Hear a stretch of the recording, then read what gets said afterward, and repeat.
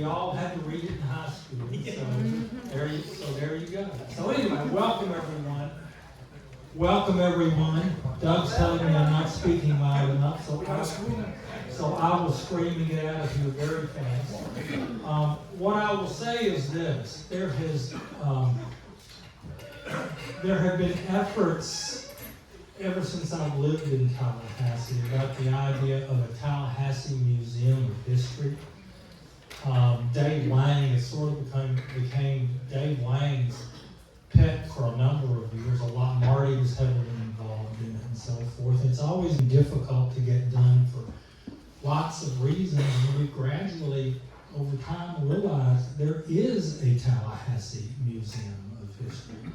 It's the Tallahassee Museum, the old junior museum. And Gandy is our vice president and treasurer, and Colin Brady, both of them are going to talk to us tonight about the Tallahassee Museum and why it should be considered the Tallahassee Museum of History. So I'm done. You guys take it over.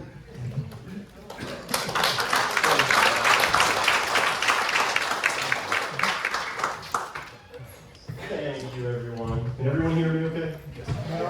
No? I'm going to shout a little louder. I have that booming voice when I talk to the kids in the museum. All right, guys, I'm going to talk a little fast today. I have a lot of slides. I'm going to bring this mic up. That's as far as it goes. All right.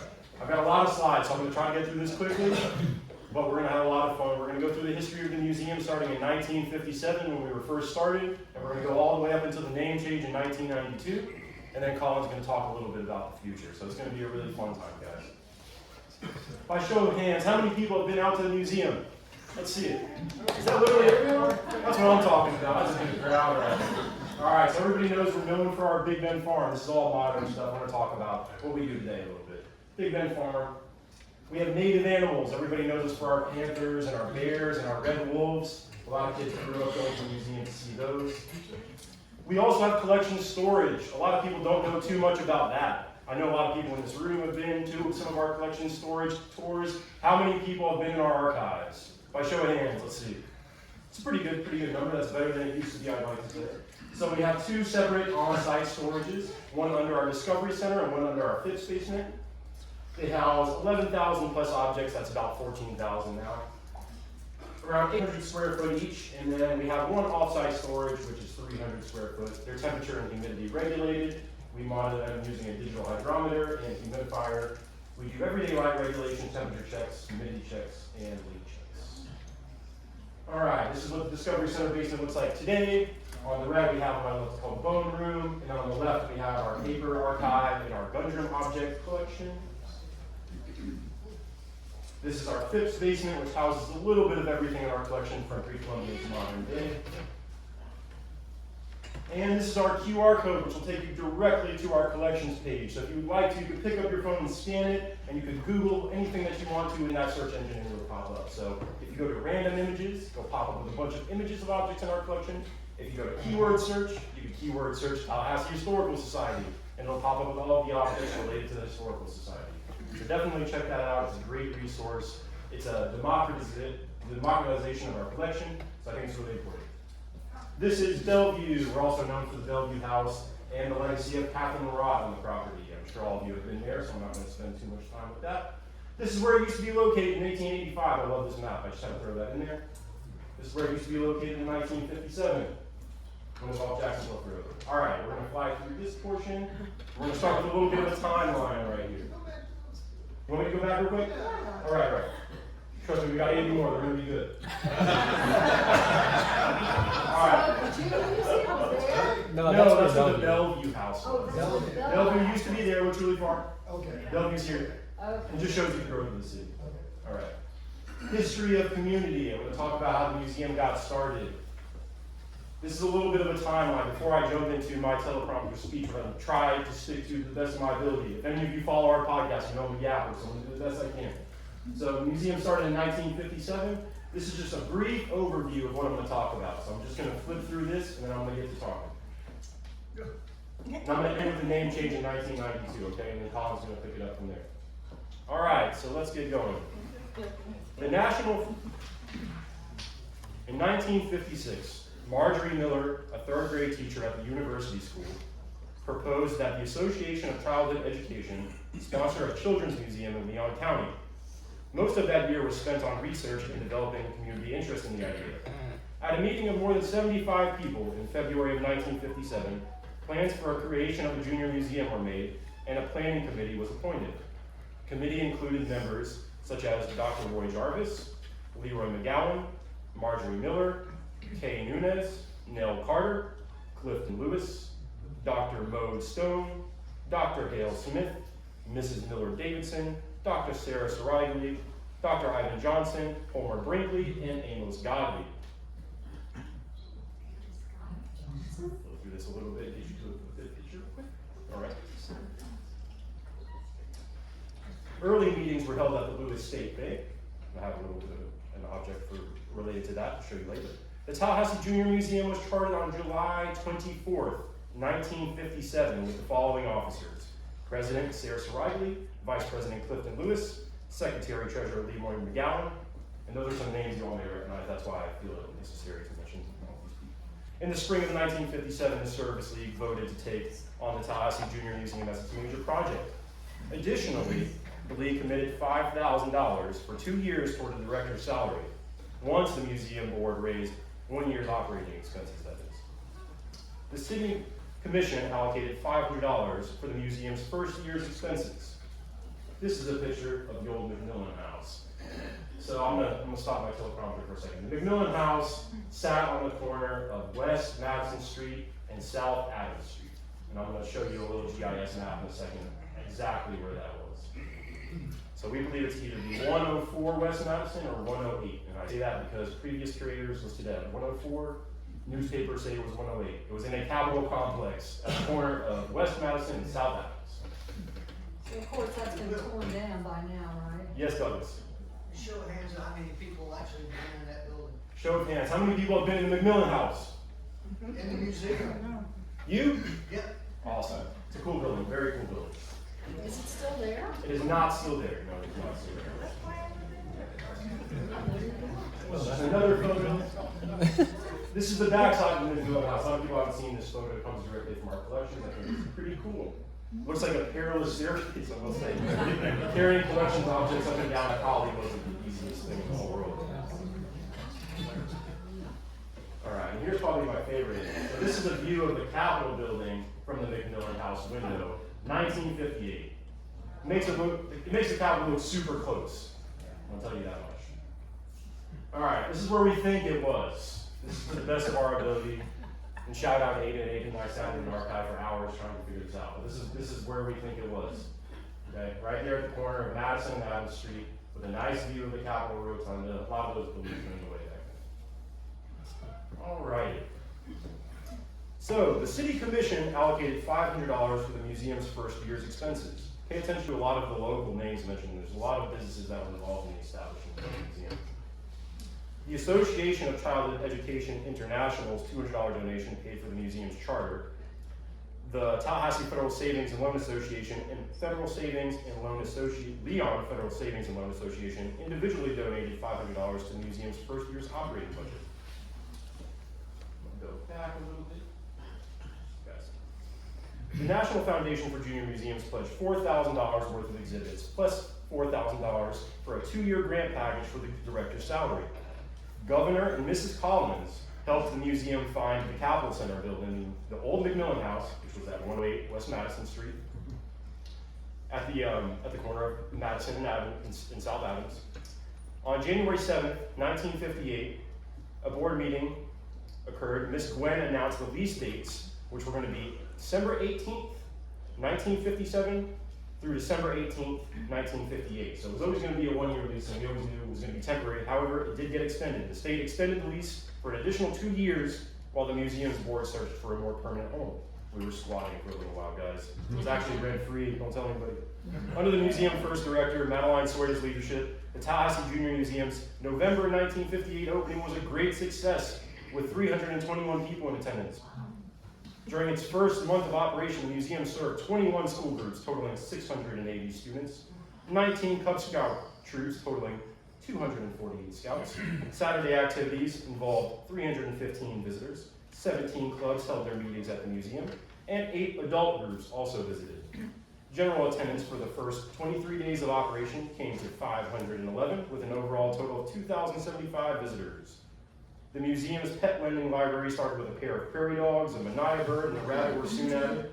And by the winter of 1958, the library totaled 7 live animals that circulated to schools and churches. Definitely a fun program. The treasure chest program developed from the concept of suitcase exhibits. I brought a little mini treasure chest here. Kay Nunez realized that these box exhibits would be an additional educational benefit that the museum could offer to schools, and they definitely were. They were very popular. The service league volunteers worked on their preparation. The thematic chest included objects, books, pictures, and eventually more than 100 chests were developed. During its first 2 years of operation, the museum displayed 4 major exhibits at the McMillan House. They were Old Tallahassee, Middle East, Native Americans in North America, and Africa. Dr. Hale Smith and his anthropology students created theatrical settings to display the artifacts, turning rooms into a country store, a Baghdad bazaar, a Pueblo cliff dwelling, and even an African safari. Righty, on to 1960. In 1960, after looking at several possible sites for a permanent location, the board decided on 10 acres on Lake Bradford. So that's Kay Nunez, Fitz, and Branch and Ballard looking at the future site, the future 10 acres off of Lake Bradford. The board decided on 10 acres off Lake Bradford. The site offered opportunities to explore nature, conservation, history, and science. Fundraising for a building fund began, and the Tallahassee Kiwanis Club made the first contribution. Clifton Lewis suggested holding a competition to design museum buildings. The same Clifton Lewis that lived in the Spring House. And architects Dan Branch and Jim Bullard camped on site for inspiration and won the competition. Let me fast forward a little bit. There they are. The original plans called for the construction of 5 buildings. Only 4 were built by the Winchester Company at a total cost of around $75,000. Total steal. There's them being constructed. I apologize for flipping back and forth. It was actually an early revision of my slide. On March 25th, 1962, the 4 main Branch and Ballard buildings were opened and dedicated. A crowd of over 2,000 people were present, and Dr. Sarah Lou Hammond delivered the dedication speech. Should have an image of this one. That's an early image of the board. Carrying snake sticks. Oh. Yeah, those are actually snake sticks. They gave us out. They were meant to protect you from the snakes. I'm not sure how well they work. All right, so there was a crowd of over 2,000 people in attendance, and Dr. Sarah Lou Hammond delivered the dedication speech. The Junior Choir of Florida sang 100,000 Miracles. I have a picture of that, you do. Special guests included former director Madeline Sawyer, John Ripley Forbes, director of the National Foundation of Junior Museums, and architects Dan Branch and Jim Bullard. We're going to move on to the commissary.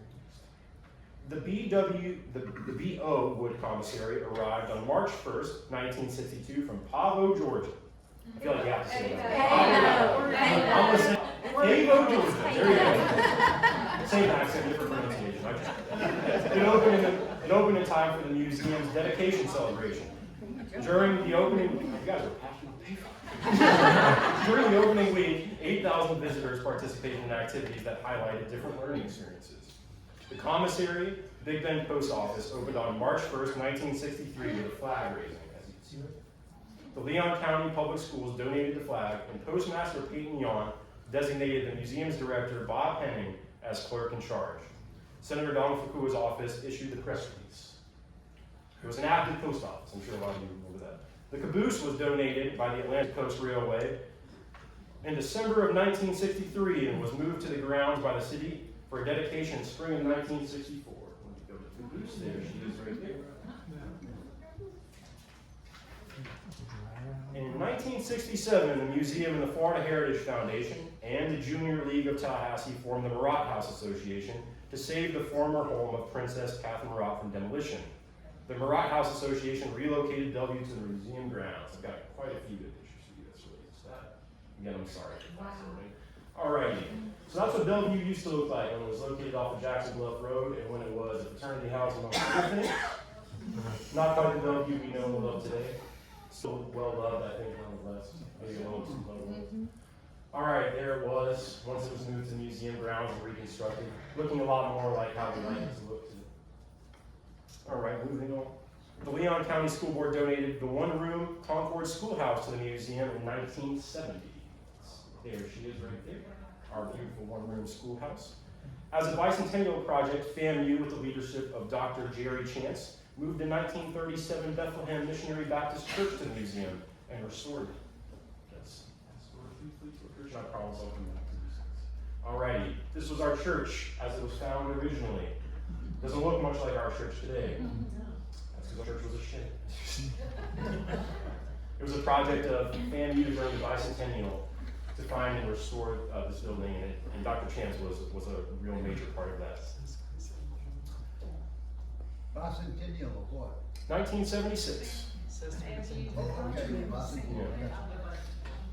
Dr. Chance and Reverend C.K. Steele appeared before the museum's board of directors to present the project in order to get their approval for moving the church to the museum.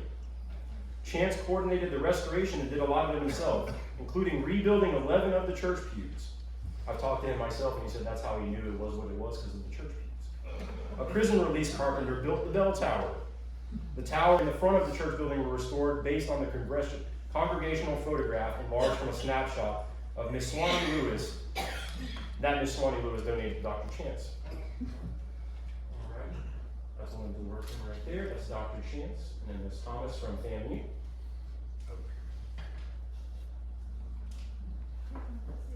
Some more photos of the church construction. Starting to look a lot more familiar. Alrighty, moving right along. Rapid regional development and growth and diversification of the museum's audience and the composition of its collections propelled the evolution of the museum from a children's museum into a regional natural science and history museum suitable for people of all ages. As a result of this evolution, the museum reevaluated and modified its purpose. In 1987, it decided to refrain from the worldwide collecting efforts. So I'm going to get off the teleprompter here. Before 1987, we were collecting a lot of world history objects. It was an effort to educate the community on different countries around the world. And in 1987, we decided to move away from that and start collecting things that were relevant to the Big Bend region. So in January of 1989, the purpose was further refined to include only the cultural and natural history of the Big Bend region from the 19th century forward. With a growing audience, inadequate and outdated facilities, and a very specific and direct mission on which to target its continued growth and development, the museum initiated a capital campaign in 1989. As a result of this campaign, the museum added a 2,800 square foot visitor center on April of 1991, the year I was born, to improve visitors' access and services, relocate and expand its museum store, and hold its meetings and exhibits. And I've been going to the museum since I was a kid, so I'm very fond of the old visitor center. Later in 1992, in response to the new mission and growing input from museum visitors and professionals, community leaders, and funding sources, the museum recognized that its name, the Junior Museum, might no longer be consistent with its purpose. After considerable study, the board recommended and approved changing the Tallahassee Junior Museum's name to the Tallahassee Museum of History and Natural Science. But we still call it the junior. That's right, that's how we know it's And the joke still is, we'll take checks that are signed Junior Museum. That's right. So That's right. I'll see you outside the door after. All right. And that about wraps it up for me. We'll go through these pictures again at the end. There's some fun stuff to look at. But I want to let Colin tell you guys a little bit about what we have planned for the future. Sure. Yes.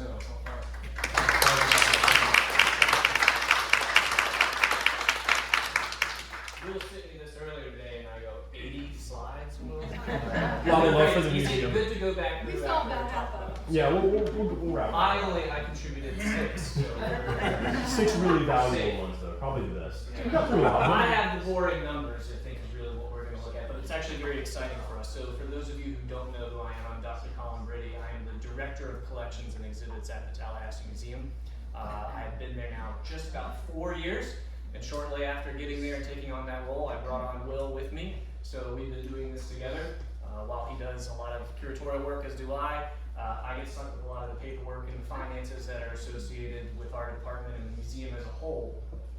So the big thing though is that this is an impact report, which has its own self-explanation to it. And many of you know and love the museum, but it is a crucial element for this entire region as far as outreach, for museums, for education, nearly 200,000 visitors a year, tens of thousands of school groups come through, so starting with a few hundred, and now we have people from 5 states travel to the museum on a regular basis to visit us, and of course our impact to the community. But what that also means is that we know we need to grow. So I'm starting in the early 90s, which many of you will know as the epoch of Russell Dawes, who is our current CEO of the museum. After coming on board, he oversaw the first expansion of the museum since the 1960s, really, with the construction of the visitor center that you now walk into, as well as the rehabilitation of those original buildings from the 1960s. Now we are 30 plus years later, and we are in our beginning efforts to transform the property once again. The culture, the space, what we intend to do is all going to be the same. However, we know we need to modernize in many ways, and a lot of this is something as simple as making sure you don't go through the boardwalk when you walk on it. You've all been on Lower Deer Bridge, so you know, I know that there's a problem there. But it's also about not taking away what makes that place special. So this isn't adding concrete and cement to every corner that we possibly can, but acting as better stewards to the land that we're on, as well as making sure that the programming and the exhibits that we are working towards do facilitate this conversation of the Big Bend region. So one of the big things that we've done in the last 3 years, and this is just a little more impacting, is that we have been successful in reaching out with private donations, as well as our department getting nearly $1.2 million in grant funding to begin working on restoring the old Florida section of our property. So what we'll be seeing starting this summer, as it's wrapping up, is the construction of this new building. It will be one of the first of potentially 4 of these hubs that will be built on the site that will act as conduits and collection points for conversation associated with different themes. We're not making it Disney World, but we are going to organize ourselves a bit better with things of migration, conservation, identity, survival, things that we know we can take place in there and can cross-pollinate when it comes to conversations, because each is not relevant to just science or history, but they all tie into one another.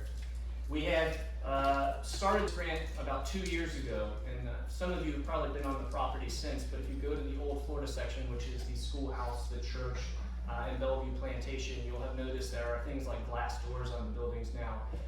There are HVAC systems in there, and you go, well, these are historic buildings, they need to breathe in the Florida environment as they've done for 150 years. I know. These are not 72 degrees all year round. These actually shift in their temperatures to cool things down or heat things up, but not make them like the auditorium we are standing in today. So it's still going to limit what we can put on display in those spaces for the safety of the objects, but it is going to give us an opportunity to start showing off that nearly 15,000 object collection that we have.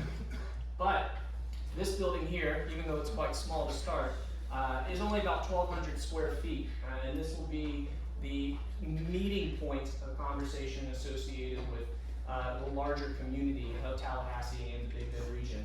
So while the structures around it have very specific histories that we will begin to explore in new exhibits starting in 2026, this one will actually be a communication point for discussing those people that came to this region, why they came to the region, and what they've done for this community.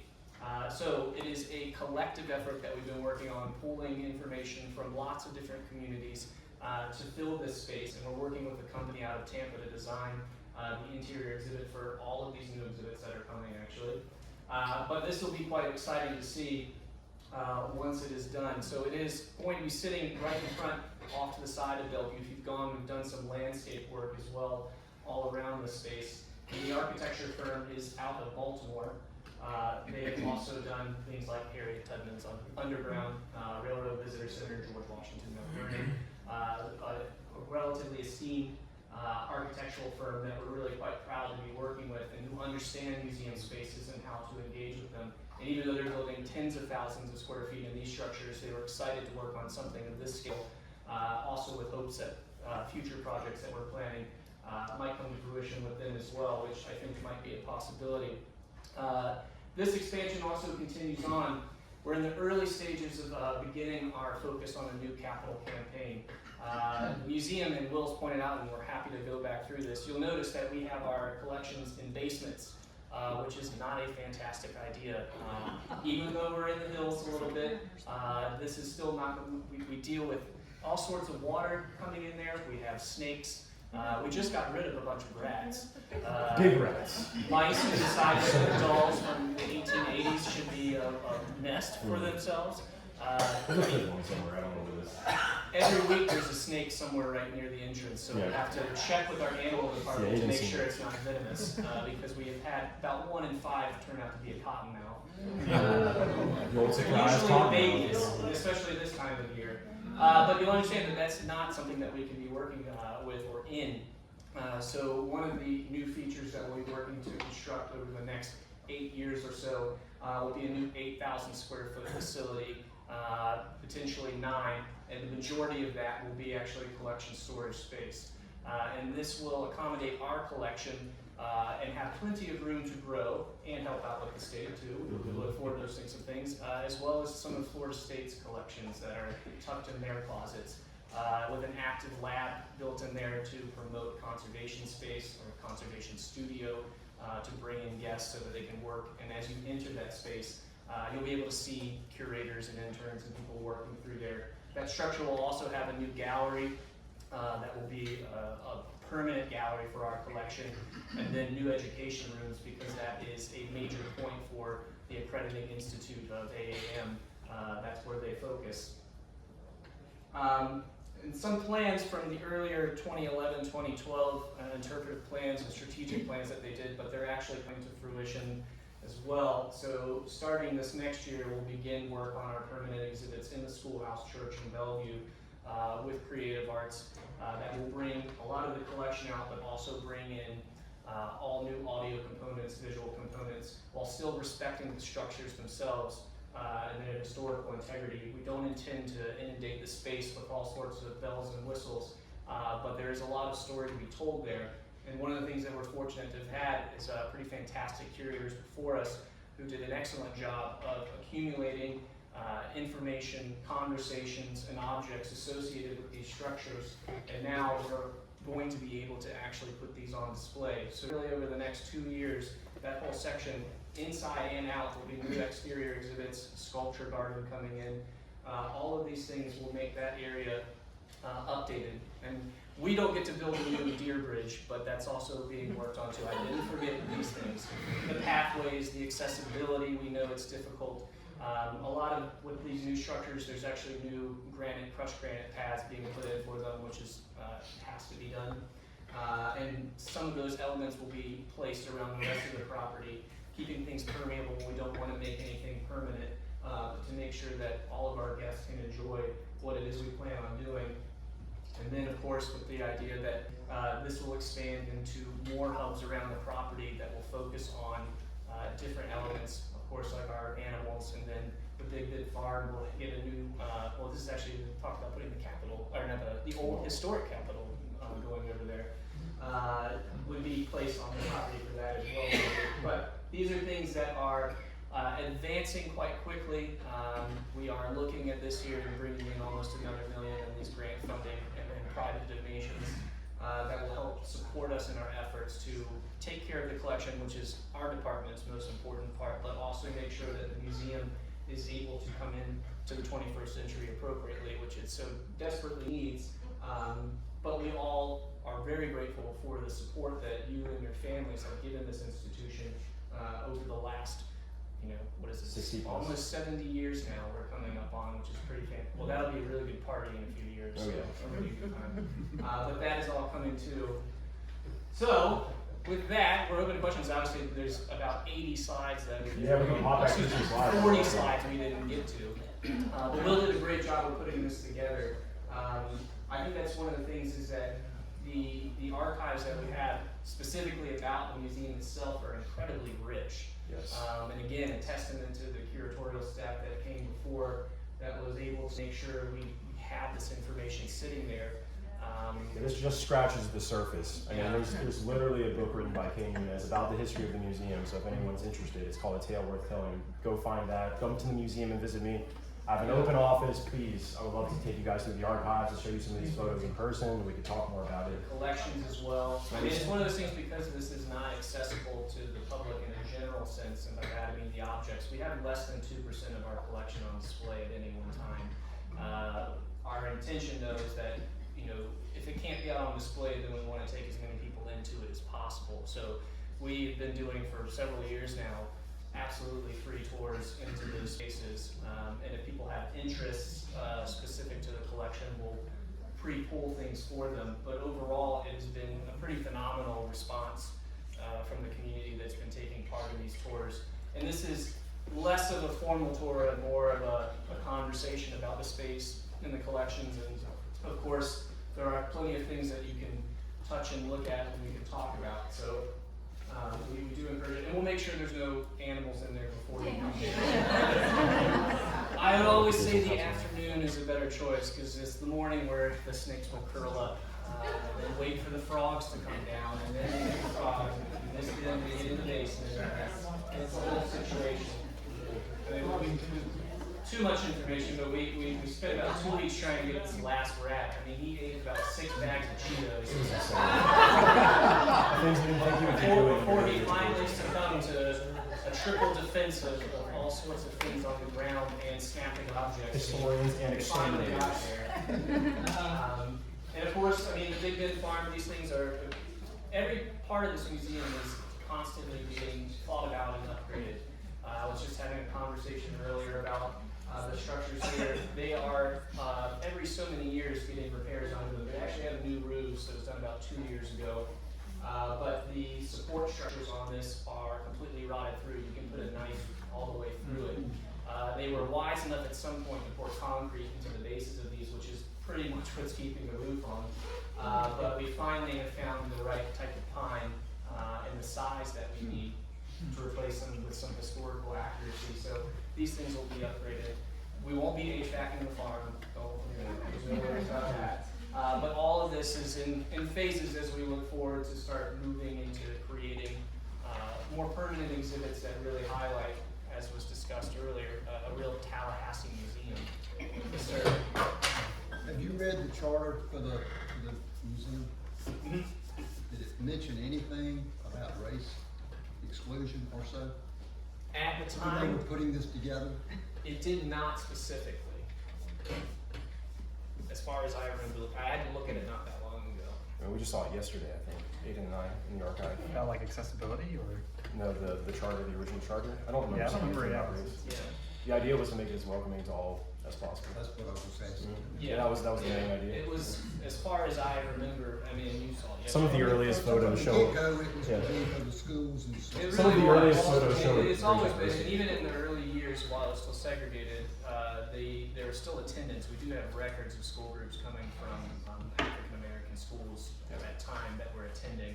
Some photos in there too. And then of course, as into the 60s, there's images from the late 60s where everybody's on the property at once. So, yes. Do you still get any funding from the city? We do not. We've never had. We're a private 501c3.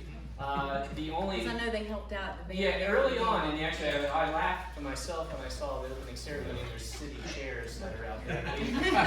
We couldn't get one city chair right now, and it's not a bad thing. This is something that Yeah. it's existed as such. We do apply every year. There's state grants that are associated with operating that we've been very successful. Our CEO's done a very good job of keeping those coming. But the rest of it, quite honestly, at this moment, it's admissions and membership that actually drive this. Some endowment that's there, but it's not meant for touching like some institutions. But the active movement at the moment is more of the private donations. These larger grants that we've been successful at getting have also helped foster some new relationships. Yes, ma'am. That quote shed that becomes the church. Yes. Had been the church and back to being the church. Where was that? Where was the church? Because it was a garage. It was it was in the woods in off of Mississippi. Off of Yeah. Mississippi Road in town? Mhm. Wow. Yeah. And Wasn't second quite as question, in town back then. you mentioned a possible 8,000 square foot building. Where on the grounds would you see that? We're gonna knock all of, no, we're not. If you actually, it works this way, because if you were to head out of the building where the current handicap spots are, it expands from there, connecting to the visitor center over to where the facilities compound is. So it will go across, it'll be right on the road essentially, in an open the front area that doesn't have anything there currently. And then there'll be new parking set up for that as well. We've measured it, I tell you. The other thought is actually, the second option that we've looked at is if we go off of the Fleischman building, the bird room that's in the back, the all glass one that's back there, part of that Jim Gary Dino Trail, there is the ability to actually build up through decking. We'll actually cross out kind of in a perpendicular shape down there, but the accessibility of that is a problem.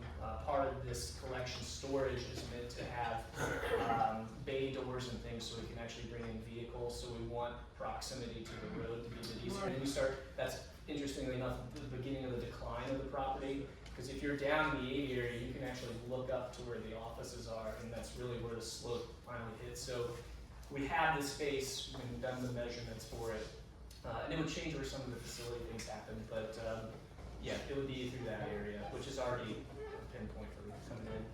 So the archives, Mhm. what is the range type of things that are down there? Is history Sure. of, So in our Discovery Center basement, that's all our natural history objects, and then our museum paper objects. So we have a paper object room off to the left-hand side when you first walk in, and then off to the right is our bone room with all of our natural history It's a objects. lot of- Taxidermy, Sorry, it's Just the read archives it. itself, it's predominantly focused on, I'd say more than anything, Tallahassee yes, history overall, than yes. it is, there are, a lot of the paper documents that are related to people like the Marats are actually in the other basement as a kind of tied in with the other Marat collection. This is a lot of the museum's history, city history, and then kind of county. so it's, It's, the yeah, history it is doesn't not even just cover as much of ordinance. the big bins I'm as trying you to would think, think yeah. a group would want to come to this. It's Yeah. I would say it's a loose term for archives. It's pretty in dry, that but sense, if you're into that sort of it's because the rest of the collection kind of bleeds into So we that just as call well. y'all if we have a group. Yeah. Absolutely, yes. I have cards here too, so. And the other real quick thing, is any of your expansion going to be adding any animals? Or is it all Well, we tourists? just, We just added alligators. So we have a big new alligator exhibit. Oh, you do? Yeah. That's one of my stories. We built a new Yes. alligator I missed exhibit. the alligators. Is the preschool still there? Preschool Yes. is an accredited, it's a wonderful. Wonderful Yeah. preschool. Yeah. When Casey did you does a get great there? job. When did they get We're there? hogging on. That is also, no, it's fine, that's, that was in the 1970s. Yeah, they've been going for quite some time, and they have, I mean, they are fully accredited, so, and they take about 20 students at the moment. But the thing is with that expansion and potential for new offices and things, one of the, where our current offices are and the Ford car is, that would actually become the preschool. There's things that they want to do to move things around so we can accommodate more staff and then also more students, but really the big things, a major focus on even this building is the education space. Our summer camps have hundreds of kids in spring break. I mean, there's thousands of kids in programs and overnights. I mean, Girl Scouts, Boy Scouts sleep there, all this kind of stuff. And we're very limited on that interior space. And unless they're getting the camping badge, then, you know, we'll put them on the lawn, but. Go ahead, Mark. Are you going to continue with volunteers working in the kitchen, baking in the old stove? We love our Or want to volunteers. close it down? No. We love our volunteers. We rely heavily on Miss volunteers. Judy, who's been running that shop for a long time, has told. I was there before her. She's We're gonna tell her you said she's that. about at the end of her run is what she keeps telling us, and our head of education begs on her knees to stay. We are training up. Actually, we will. Yes, the answer is The yes. answer is yes, and we love our volunteers, and we need more. We're actually training up a new blacksmith now, so we'll have a blacksmith as our current one prepares to retire from it. Yeah. I understand that you recently got some stained glass windows. We were gonna bring in Doug. I've had several news agencies come to ask about when they're on display. Yeah. Heroically saved from the wrecking ball. Yeah, they are secure at the moment, and I think part of it is as we prepare each year.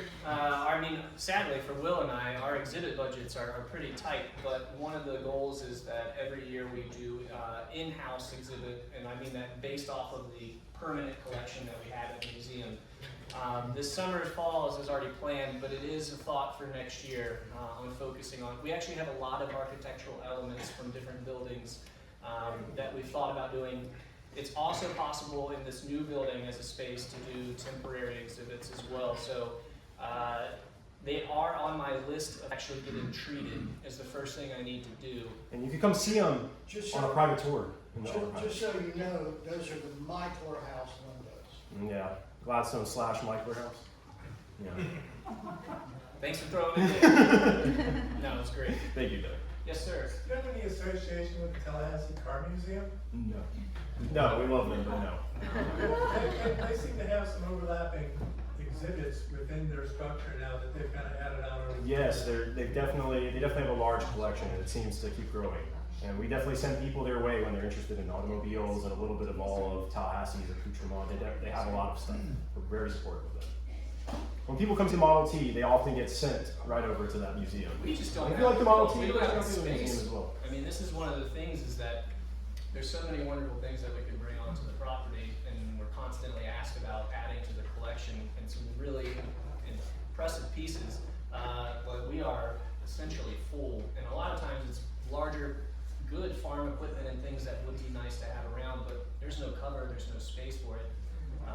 And there's no land you can acquire that you're gonna bunch yours. Yeah, and I mean, right now, there's just not an option, but with the new facility, we would be able to think about that. And then again, it's still a process of, there's a lot of wonderful wagons and things associated We with got it. offered a historic fire truck the other day. We'd love to have Yeah. that, but where are we gonna put it? Yeah, I was like, the kids would lose their mind if we Yes, had they a boost would. and a fire truck. Oh my Might goodness. as well start, Yes. cashing those checks real quick. Did you mention the carriage? Did you mention? Yes. Oh, yeah, both. A couple years ago, there was music festivals. Is music festivals or gatherings still in I'm the glad you mentioned because this Saturday is the Jazz and Blues Festival. Very The Jazz and Blues it's gone on for 30 plus years now. Same with Swamp Stomp, which I think was actually first. And then what's been a real big hit has been the Jubilee. So Halloween Party has now gone from something I think was pretty well attended to this past one was about 600 people, 700 people were out for it. So there's plans for more of that, as well as more adult programming, adult after party kind of things. We know that it's in the southwest corner and it's hard to attract people down there at the end of the day and you're driving in the other directions. But there is plans for that. But a part of that too is, again, infrastructure, lighting. You've all probably been out there, you've definitely been out there when it's dark. It's questionable. Questionable out Slow there. lighting. But all those these kind of upgrades are not just thinking about it, not thoughts. They're really on the list of what we have to do to bring it up. Yes, statement. You sped through the early history, so let me add one little thing. Everybody calls it the Junior Museum. Well, there was a movement, a national movement of junior museums. And you mentioned John Ripley Forbes was at the building dedication. There was a formula for the junior museums, and the Tallahassee Museum has a lot of that formula, but doesn't have a planetarium, although that was originally in the original plans. And also there was one in Panama City, which has also changed its name now, and one in Daytona, which has also changed its name now. Do you know why they were junior museums? I'm asking that as a rhetorical Well, question. it was a natural science for youth foundation. But also because it was the Cold War and it was important to educate children. So that was the real aim, was to make sure our kids were educated in case we had to win a race. So that was hence the junior museum. But that was it's an interest. I'm glad you brought that up because it's one of the things that obviously the community knows it as a junior museum, and it's completely fine. We're not anti this at all. No, we love it. But the change was because of the system itself, like David brought up, was disappearing in that way. And everybody was beginning to focus themselves in different directions. And then we got the long-winded natural museum science history things, and then even that, which is on all of our forms, we just call ourselves Tallahassee. Yeah, by 2005, we just started going by the Tallahassee Museum. So. Go I was ahead. on the staff when they did the name change, and it was kind of unveiled on the staff. We didn't really have any choice in the There matter. were a few options. I've seen. Yeah, 1992. So we thought it was too long, and so it's nice that they've kind of shortened it, but it took years to do that. They did some surveys around the community asking people, what is the name of the museum? And nobody got it right.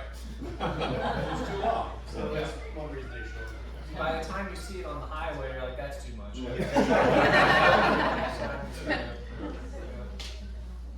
Yes, go ahead, Lonnie. Thought of focusing more or additionally on tree history. Yes, it is something that I would like to get more into. Same with the actual natural history collection as well. Given where our educational programming is at this time, it would be the critical section at the moment is to focus on the natural history collection. But the prehistory is definitely there for us.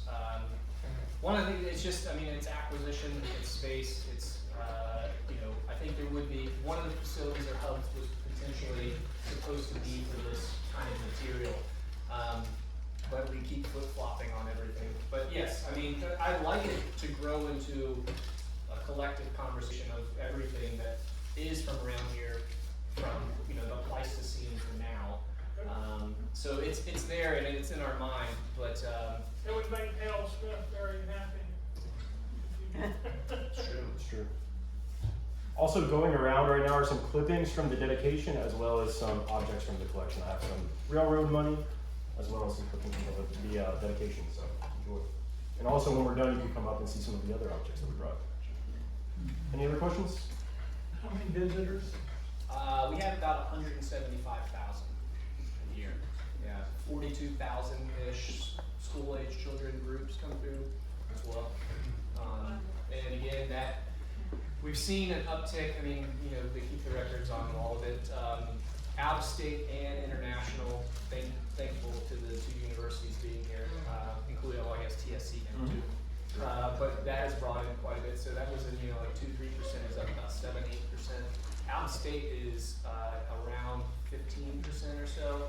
I mean, and that's, we consider out of state like you're driving more than 4 hours, because obviously Georgia, you're close enough to get from those places, because we get a lot of people really from South Alabama, South Georgia, all the way to Pensacola. And that really, again, the Big Bend as a whole, we get quite a bit. It's interesting to see where it fades off as you head to the east and southeast, obviously. But just the other day, we had school groups from Miami, so they'll come through. And then, of course, from Jacksonville, if they're heading over this way. But it is interesting. You get to Lake City, and it really fades because there's plenty going on from Jacksonville down 95. But anything west of that, we're kind of the stopping point for a lot of these groups. Yes. Yeah, I have a real question, observation. This is the era when all the women's first name was Mrs. And this is not true just here, because I remember I grew up in another state. But I don't think you really said much more about the design for the future. So like one of those hubs, it looks like it's actually almost integrated in with the like the farm. Yeah. So it's part of it being the open air. The ones over at the near the animals. So a planned spot for one is over where the skunks are, where the alligator exhibit is now. The one on the farm would be actually towards the facility building side of things. So it's not at the entrance to the cabin? It is, yeah. Oh, it is, okay. Yeah. So they are meant to be not entirely like this new one we're building right now is a HVAC space that's really cool, but these other ones are meant to be really places you can get under that'll have a cooling element to them, but really to get out of the heat more than anything, just for a little bit. But with cases and displays that can hold objects that are sealed off. But it's to, like you said, kind of naturally bleed into the environment itself. And really big focal point, even with the current structure being built, is the visibility of the buildings that are around it. And in the case of the ones for the farm as well as the animal side, it's to still be able to hear and see and of course smell the pigs that are nearby, so you're in that. It's really about cover space, more than anything when it comes to the. I like that, cause I know like when they're cooking, there's some things that they wanna explain to you in there about the stove and all that stuff. And you can pre-teach that stuff if you've got an actual Disney-like Yeah. entry area. Yeah, yeah, and I mean the new building up at the front will be, there'll be a lot more, well, we're hoping elements of that. It's still very early in the phase of development for that. We've just started to go over some preliminary designs for that structure. But the likelihood is that at least one more of these smaller hubs will be built first in the next few years, followed by the larger structure. But we just passed our 4th accreditation or re-accreditation 2 years ago, and now we're on the clock. So after finishing that and going through the reports, the reality is when the next accreditation comes around in about 8 years for us, we will have to have upgraded our storage. We were passing this time, but it's not looking great unless we really move into some new facilities, which is understandable at this, And that allows to redevelop Phipps and DC, because those basements are still, we'll be able to work on the actual foundations of those buildings. We could technically turn it into a 2-story, exhibit space. There's a lot of opportunity there if those buildings get redone. And again, if you're out there and walk around the Phipps building, don't lick the siding, it's asbestos. So it's not a scratch and sniff situation. So those are things that we need to adjust to. So the structures will stay the same, but they will receive a facelift for sure in the coming years. Let me ask you if you've got any more questions. Oh, yeah. I want to I'm showing some treasure. to come up afterwards. I promised the membership treasure, and I always bring Murat objects when I do these talks. I brought out before the Murat tureen, I brought the Murat dress. This happens to be the Murat gorget. This is a piece of armor that belonged to Joachim Murat, the father of Akil. So one of the oldest objects in our collection, one of the more delicate objects in our collection. Wow. You are more than welcome to come up here and see it. We're very proud to have this one. Wow. So, I promised you treasure, I brought treasure. Thank Thank you all. guys for listening. Thank you all.